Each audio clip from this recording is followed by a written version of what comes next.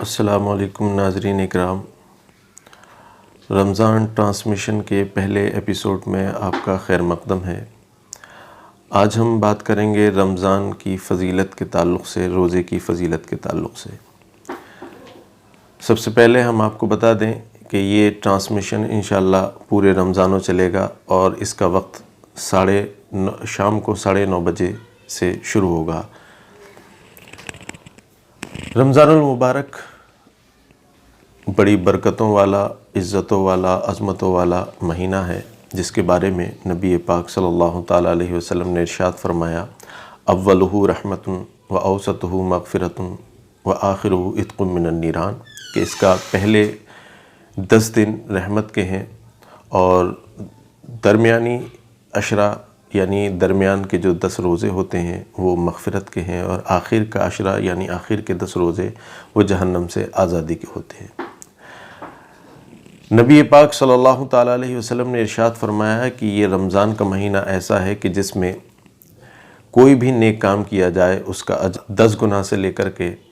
700 گنا تک ہو جاتا ہے۔ یہ مقدس اور مبارک مہینہ ہے کہ جس میں اللہ رب العزت نے ایک ایسی رات اتاری جو رات کے 1000 راتوں سے افضل ہے۔ یہی وہ مقدس مہینہ ہے کہ جس میں اللہ رب العزت نے اپنا مقدس کلام نازل فرمایا۔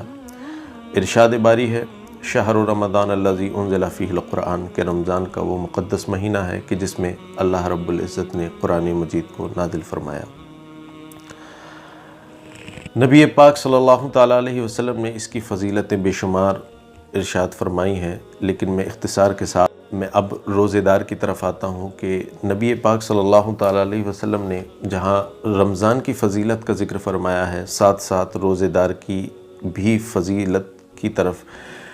باقاعدہ طریقے سے اشارہ فرمایا۔ نبی پاک صلی اللہ تعالیٰ علیہ وسلم نے ارشاد فرمایا، والذی نفسی بیدہ لخلوف فم الصائم اطیب عند اللہ من ریح المسک، کہ اس ذات کی قسم جس کے قبضہ قدرت میں میری جان ہے،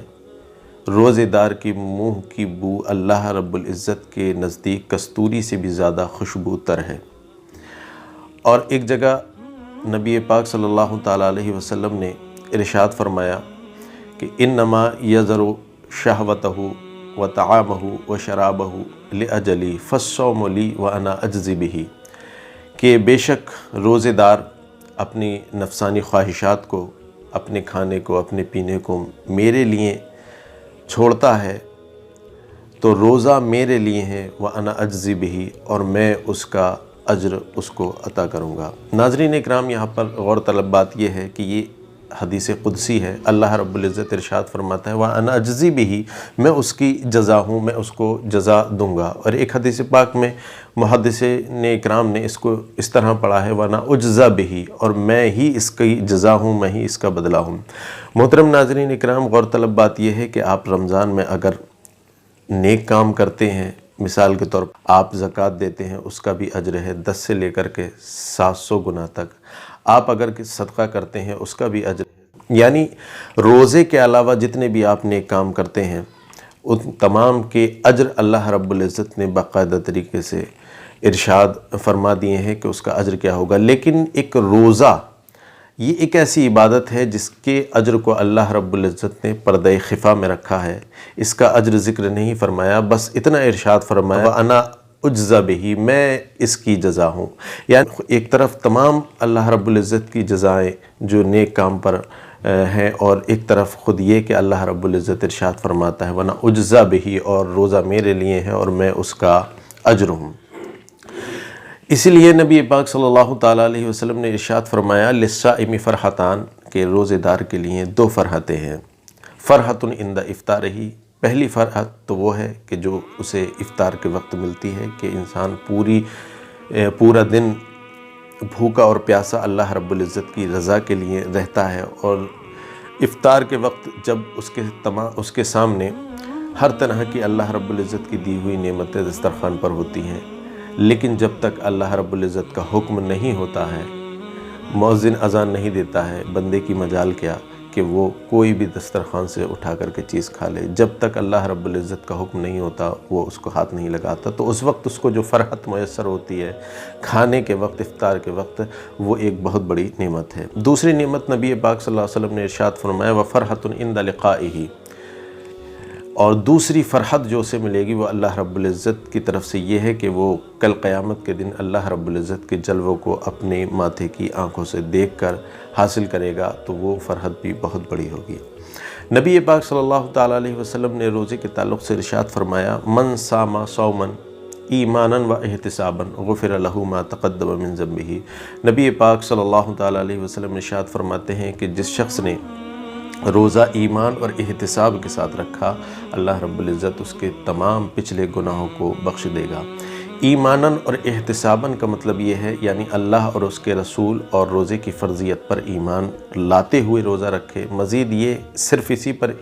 اکتفا نہ کرے بلکہ احتساباً کی قید سے یہ اشارہ ملتا ہے کہ اس کا مطلب یہ ہے کہ اللہ رب العزت کی رضا کے لیے روزہ رکھا ہو، دکھاوے کے لیے روزہ نہ رکھا ہو۔ تو جب انسان ایمان اور احتساب یعنی آخرت کے ثواب کی امید سے اور اللہ رب العزت کی رضا